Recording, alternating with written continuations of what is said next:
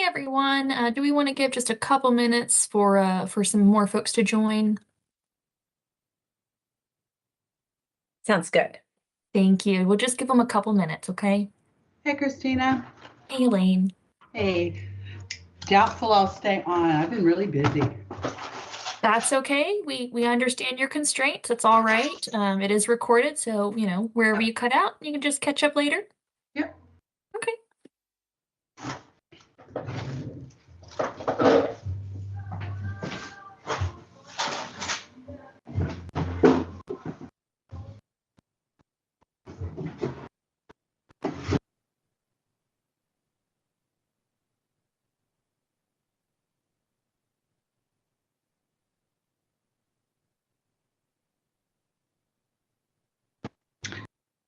Hey, Christina, quick question. Will we be doing the elections Monday or no? So as we do not currently have a chair, vice chair, or secretary, I'm going to go ahead and lead this pre-planning commission meeting, and we're going to discuss staff recommendations on what to do regarding elections. Okay. So I want to make sure if Commissioner Roby and Commissioner Buono log in that they have that, and I will send a follow-up email as well. Excellent. Thank you so much. Yes, absolutely.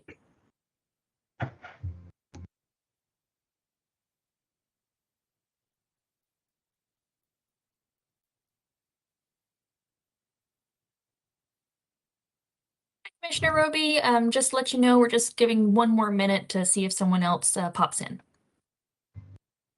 You're muted. Hello. You'll have to hit the mic.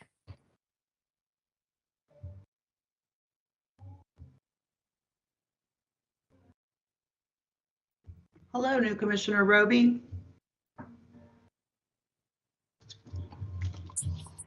In your Commissioner Roby, in your upper right-hand corner, you should see a microphone. You're currently muted. You'll have to click that each time that you want to be unmuted.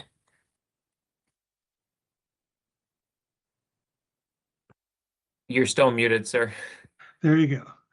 Hey, there I you said are. I was clicking the one that was in my picture, not the one that was up in the upper right. So All right, so just so now that you guys have joined us, I want to just let you know what I told Elaine earlier. As we don't have anybody in the chair, vice chair, or secretary position, I'll go ahead and run this meeting and ask each of you your opinions on each item. As we all are here, I think we can go ahead and get started. So the first thing on our list is that we do not have any continuances. We pop right down to miscellaneous. So for your election of officers, as you all know, we have had several departures recently. We have a pending from alternate to full appointment. We also have interviews coming up to fill some of these roles. So staff is going to suggest that for the election of officers that you do go ahead and elect a chair. You may want to forego vice chair and secretary until we have a fuller commission for, more robust sort of election opportunity. So those are just our thoughts there. If any of you have anything to share on that topic. That sounds good to me. I will also be departing soon, so I won't, unfortunately, I won't be running for anything. Just for clarity's purpose, that is counterproductive and counterintuitive. But yeah, I think that's a good idea to just at least elect the chair, and we'll have some more people coming in. And it's great, Rob, that you're now going to part of this. Yeah, and that chair member will lead the meetings and then also be part of the planning department's operating procedures, as we do need signatures to record plats and things like that. Okay. I had a question about, Fridays, typically the chair runs the meeting. Mhm. If I were to be chair, I'm not really available to run a meeting on a Friday. I'm at work today. And I'm shocked. This is probably the first minute that I've had to sit down all day. So there's times where I'm busy, sometimes that I'm not here. So I just wanted to kind of put that out there. I thought about reaching out earlier, but I figured I'd put that out to the group. Okay. Yeah, I mean, generally the vice chair would fill in when you're unavailable. Hopefully that will be appointed, as soon as we can possibly get as many people as we'd like. I don't mind doing this again. That's not an issue. We'll definitely keep operating. We'll make it work. Yes, Yep. we will. Great. Exactly. All right. I There's no. would just just add as a point of order for Monday night, since we're going to have to call the meeting open, we're gonna have to call it to order without a chair, just to say, hi, welcome everyone. Christina or I will initiate the conversation, the start of the meeting, on Monday night, and then we'll jump right into those elections. So we can stop running the meeting and the person who's going to be the chair can start running the meeting. Christina's going to send out this afternoon the speaking notes that kind of go through, that Joan would very eloquently introduce the meetings with background on the commission and stuff. So you will have that available to you Monday night, but we'll at the staff level kick things off, which is kind of unprecedented, but first time for everything. Right. And then we'll immediately go to elections so we can get it back to the planning commission to run the show. That is my preference. All right, we will move on to the Harry Grove Stadium sign request, and then I'll go back to Ms. Collard. Thank you so much, Christina. So this is a miscellaneous request. It's actually the only second time that this type of request has actually been brought forward to the Planning Commission since the provision was put in the LMC. Just as a tiny little bit of background, and we'll discuss this on Monday in more detail, the sign regulations of the LMC, when initially adopted, actually left a void when it came to Harry Grove Stadium. Didn't address any signage allotments or allocations for how much there could be, where it could be located, that sort of thing. A text amendment was done to create a unique section of our sign regulations specific to the Harry Grove Stadium. And that's what this request is being brought forward for. It's a recommendation from the Planning Commission to the City Council for the design of the signage, the amount, location, whatever the commission wants to comment on. There's really not a lot of parameters. What we've added in the staff report is a commentary on how it does reflect the intent of the regulations. Sign regulations are generally intended to reduce clutter and to, provide proper public wayfinding so people know how to get places, but without big gaudy distracting signage. So that's the nature of the recommendation that we've provided, is how does this sign comport to those principles of the sign regulations? The Parks and Rec Commission is also authorized under this provision of the code to review the signage and make recommendations to the council. That's occurring, I think, the night after our hearing. I think their meeting is Tuesday following our Monday meeting. So both your recommendations will travel to the City Council, who will ultimately thumbs up, thumbs down, modify, change the proposal for the signage itself. So in your packet, you have the site plan showing the stadium layout. You have the elevations for the two signs that are proposed, which are on the new addition section. And then I think and the application materials that describe what's proposed and why. So happy to answer any questions. Like I said, this is only the second time we've used this provision of the code. So. Thank you, Gabrielle. We'll start with we're just going to do a roll call to make sure that we don't miss anybody for any comments. Let's start with Commissioner Roby. Do you have any questions for Gabrielle? No, it's quite comfortable. Thank you. All right, Commissioner Llewellyn. No questions. It's very straightforward. Thank you. All right, Commissioner Buono. Same deal, no questions. All right, and I see that we have Commissioner Temple has just joined us. Don't know if you have any comments on this one, if you caught it. I have not reviewed the material and will not be attending Monday, but I'm going to listen in just so I don't get too behind here. Absolutely. I will still, of course, ask for your input if you have any, because that is important. We'll move straight on. We don't have any old business, so we'll go to new business, starting with the Chase Bank final site plan with Ms. Kelly. Hello. So with this one, there were some changes. We went back through and we were looking at the I don't know why my camera, hold on a second. Trying to turn it on. I'm not having any luck. Sorry You might about have your that. cover over it. Yeah, that's what Yeah. I'm trying to. I normally have to There turn we mine off go. and reset. There you are. There we go. So with this one, we did go back through and look at some of the modifications that they were asking for, and we were able to eliminate a couple of those. So that's good, that they don't need those.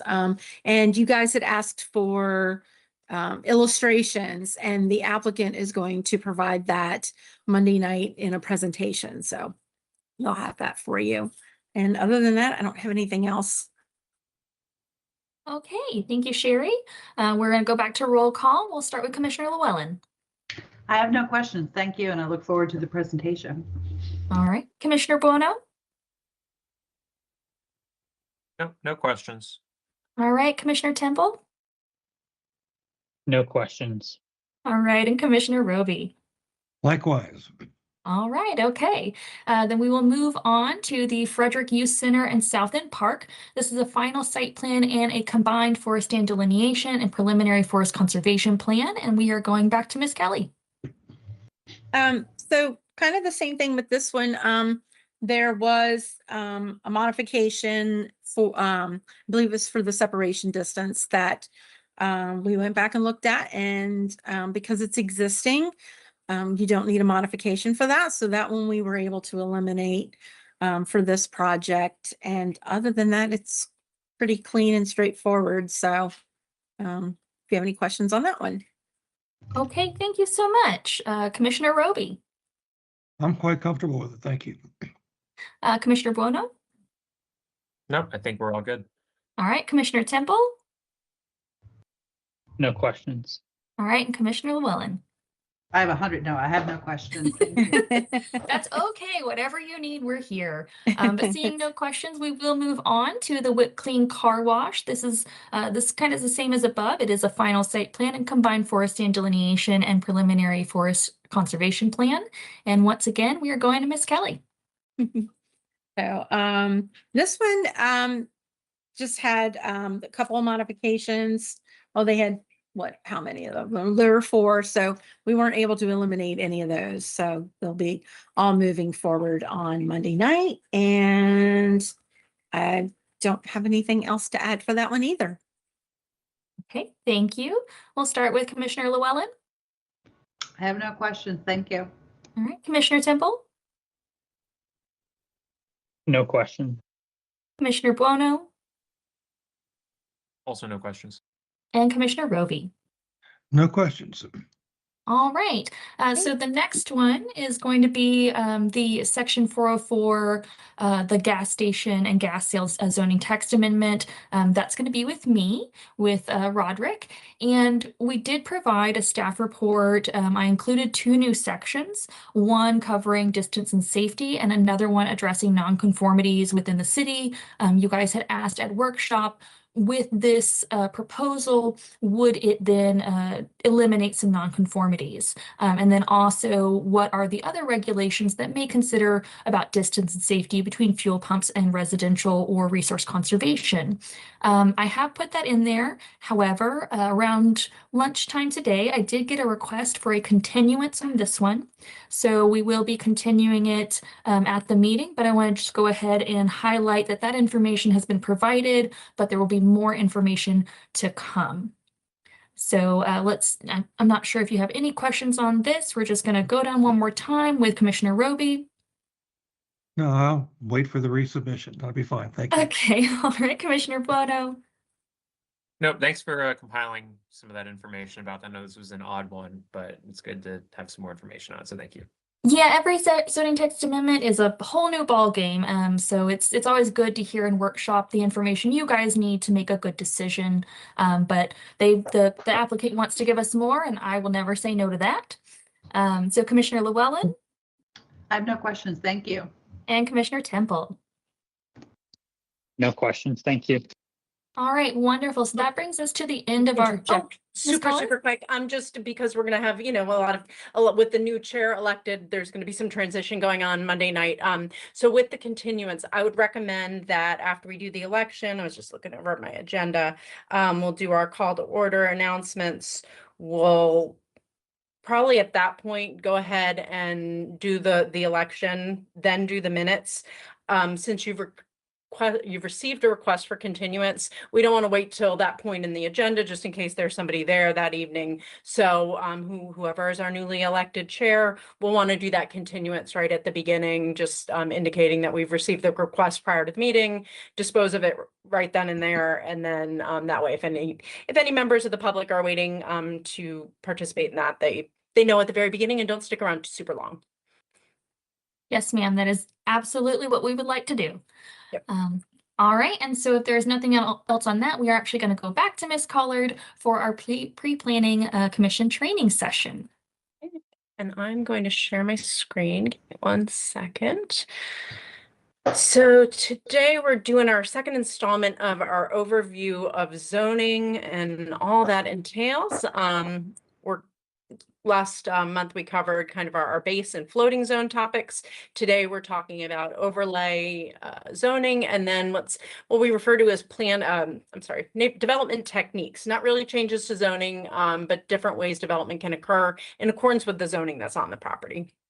So I'm going to kick it off with overlays. Last month when we talked about floating zones, we talked about how when you apply floating zone, whatever that zone is, it replaces that base zone altogether. So the provisions of the base zone don't exist anymore. The only reason it remains relevant is if you were to remove that floating zone at some point in the future, it would go back to that base zone. An overlay is a very different concept in that the overlay is being applied with the base zone so that both still remain in force. Now they may be modified where the overlay is more stringent or has a different design specifications. Those would be prevailing over the provisions of the base zone.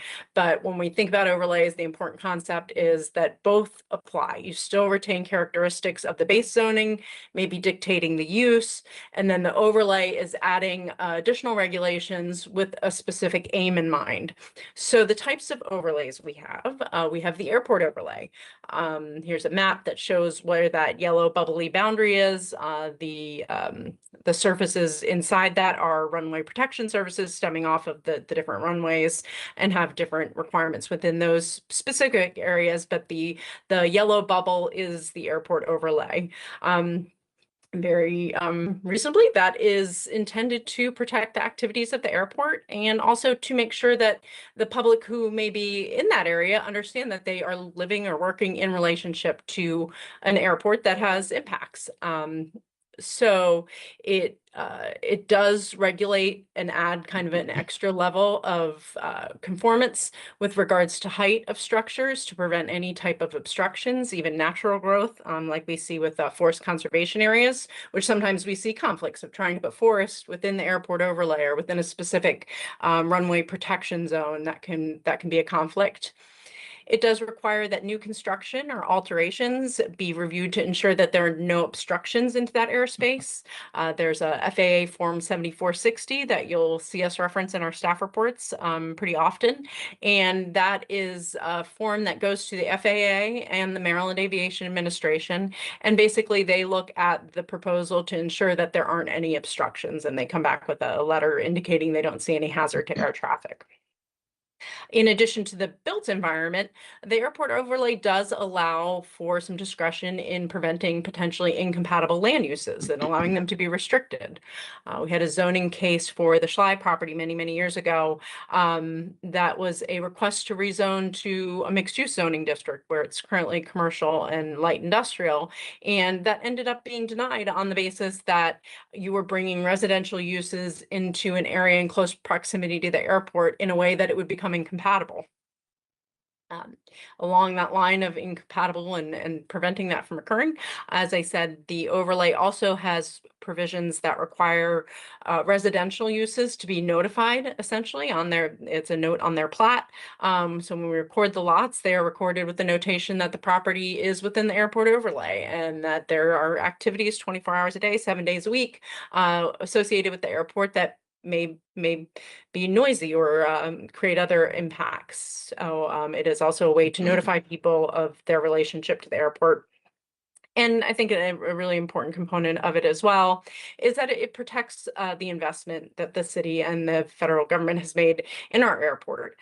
There are certain grant assurances that the FAA is looking for when funding improvements to an airport. And one of those is that the community is taking care of its airport, is preventing it from becoming obsolete because of intrusion by incompatible land uses. So it's also very important that we look at it not only from a protection of people within that area, but also protection in that investment of the airport itself. Moving on to our next overlay, we have the Carroll Creek overlay that many of you are sure familiar with. This is the area you see in the dark black. It's hard to follow all of these lines on the plan. But the boundaries surrounding the developed portions of the linear park.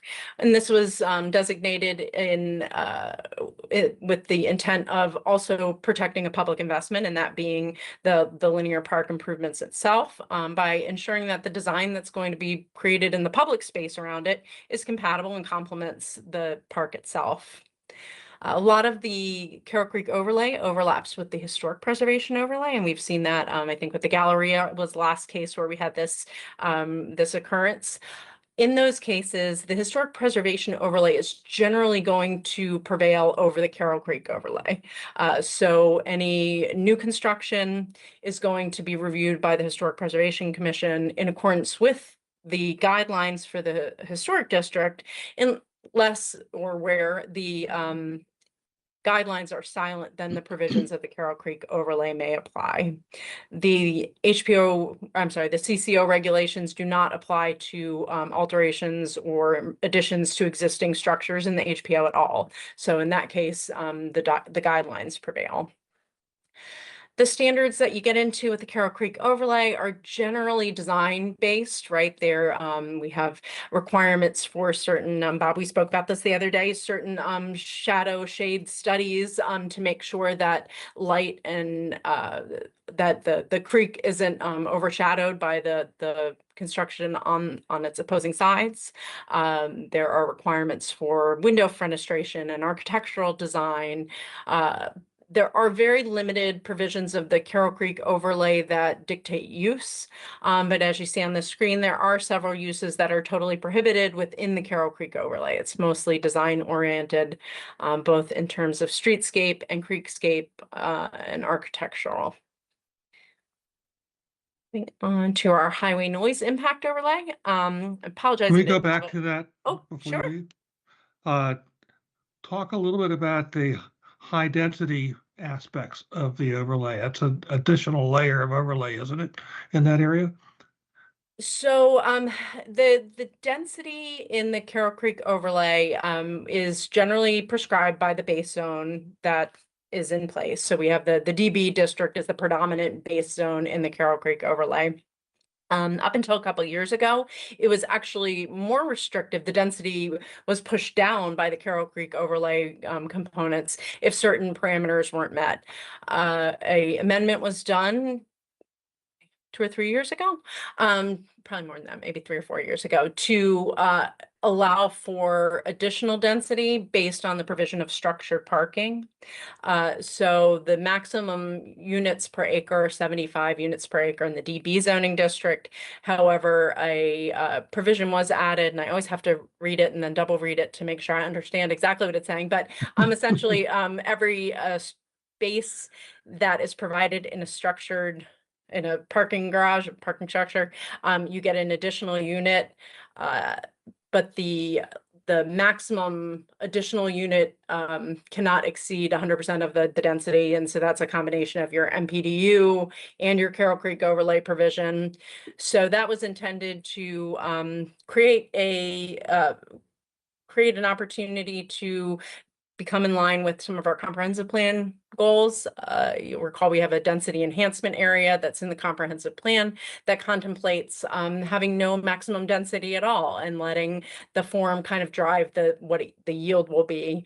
So that amendment moved in that direction, but not without guardrails to some extent. It didn't just go, oh, no density cap. It tied it to structured parking, and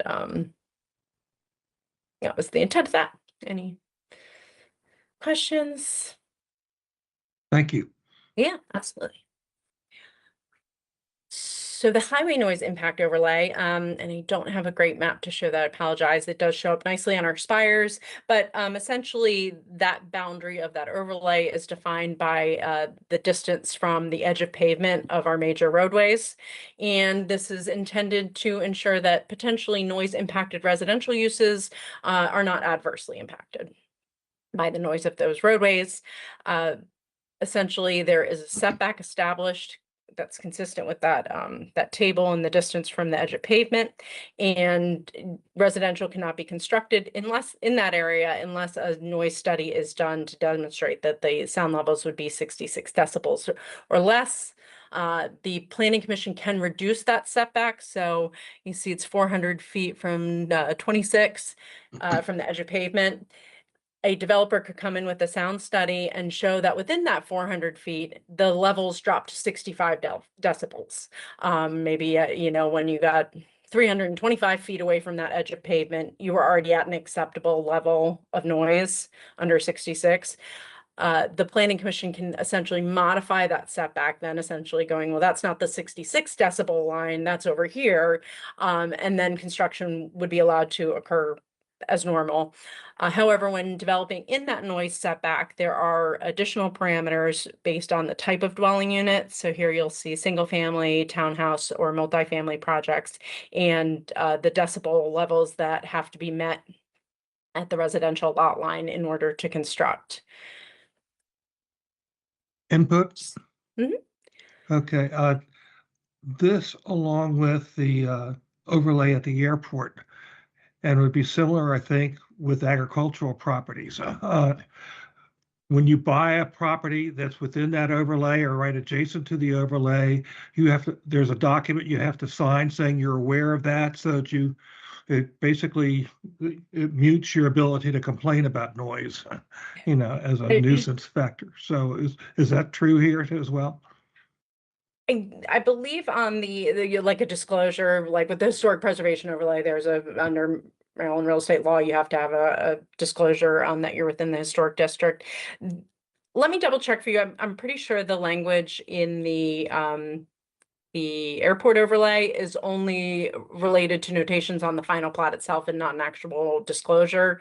There is not a similar provision related to the highway noise impact overlay. Thank you.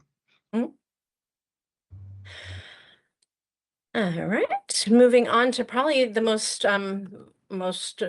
recognized, the historic preservation overlay. And the fun component of this, I think, is that we obviously have our downtown historic district, the Fredericktown Historic District, which is what I think we commonly think of. However, we also have you can count the bullets faster than I can. We have a handful of individual districts that are outside of the historic preservation overlay downtown, but are themselves individual districts that have their own guidelines.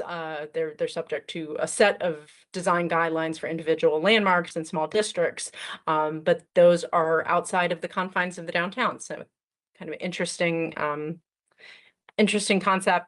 The 27 Franklin Street Church that the Planning Commission, I think we reviewed last year and made a recommendation to the council on, was the most recent example of that.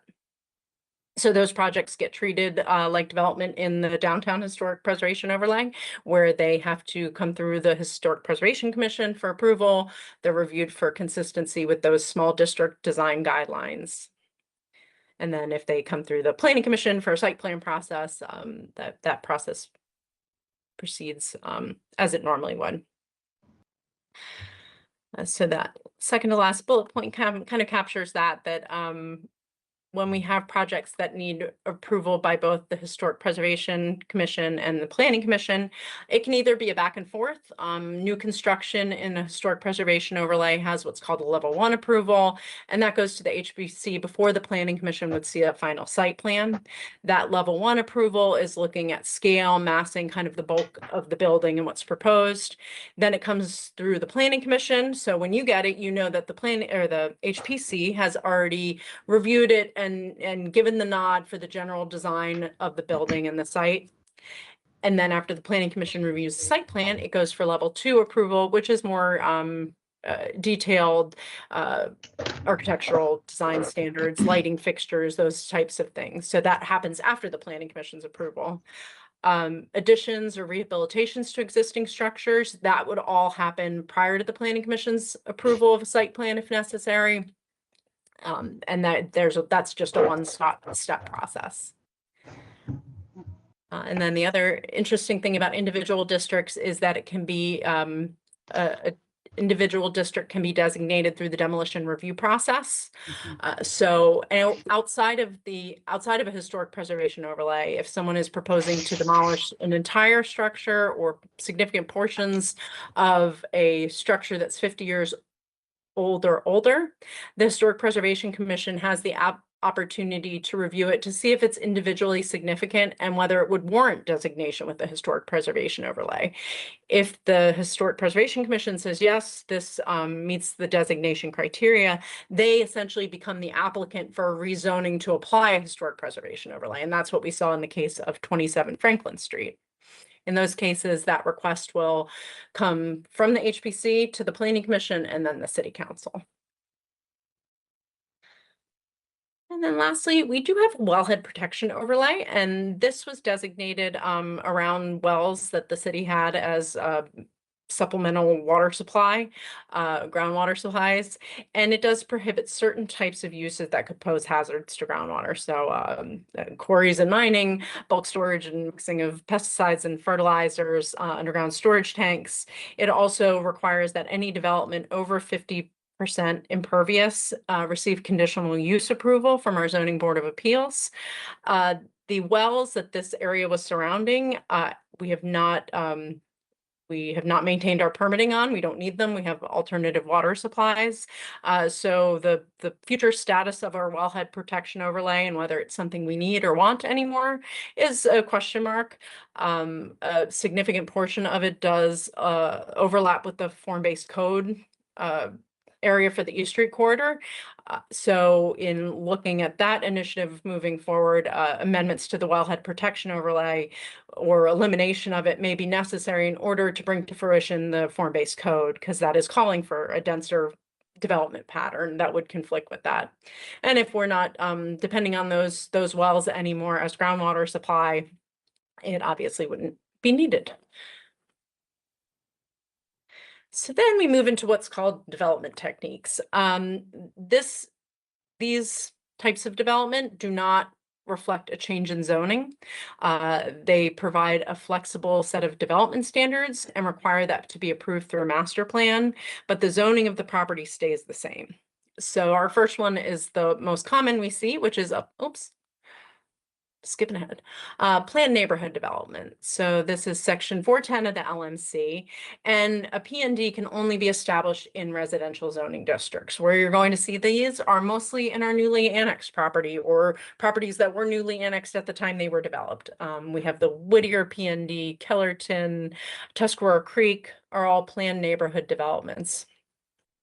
The PND provisions, once again, require a master plan that will come before the Planning Commission. There's no zoning required, so this does not go to the City Council.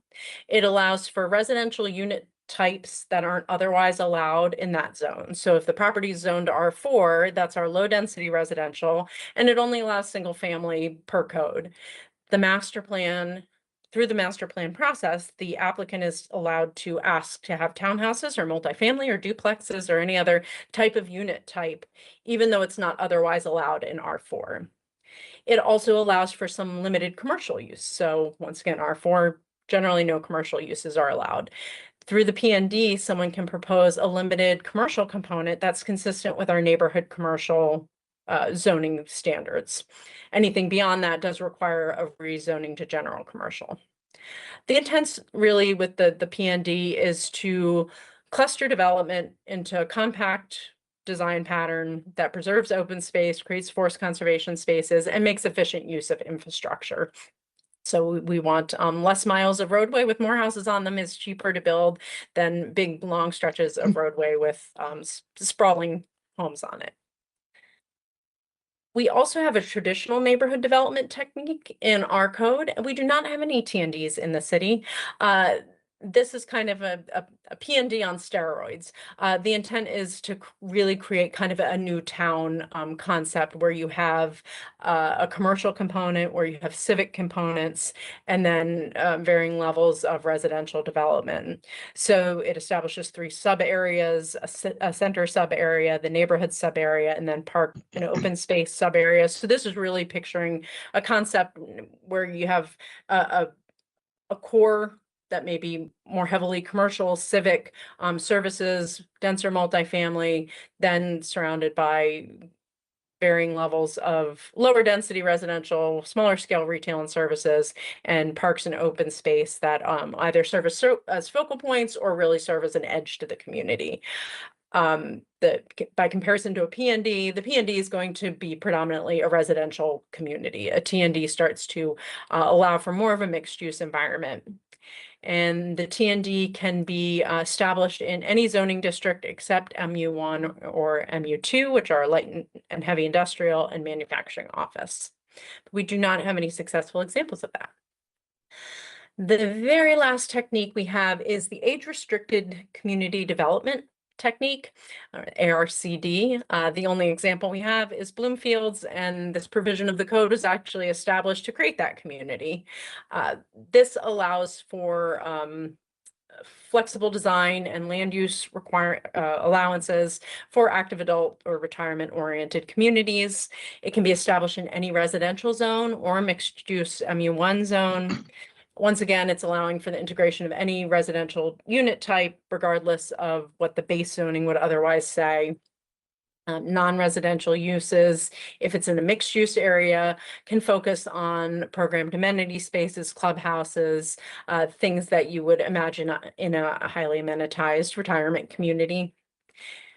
The ARCD does require that amenities plan to be submitted, and then they are exempt from APFO testing for schools. However, that does require that restrictive covenants be put into place in accordance with the Fair Housing Act to ensure that, because we didn't do any school testing, that community will remain age restricted in accordance with the laws. So we only have the one, Bloomfields. And that is our broad overview of overlays and then different development patterns that can be approved through a master planning process. Question? Yeah. Okay. How do you treat a community like Lucas Village, that's small and moderate income housing? Is there something special or unique to that kind of development versus anything else? Lucas Village was developed, or the site plan that's going to be redeveloped, was approved solely in accordance with the zoning that's on the property. So that site is Zone DB, and the density, the unit type, all are allowable in that zoning district. So there were no special zoning or development pattern approvals that needed to be approved. That's what I was asking. Thank you very much. Mm-hmm. Yeah, good question. Anybody else? No, great overview. Thank you. I was listening even if I was off camera a bit.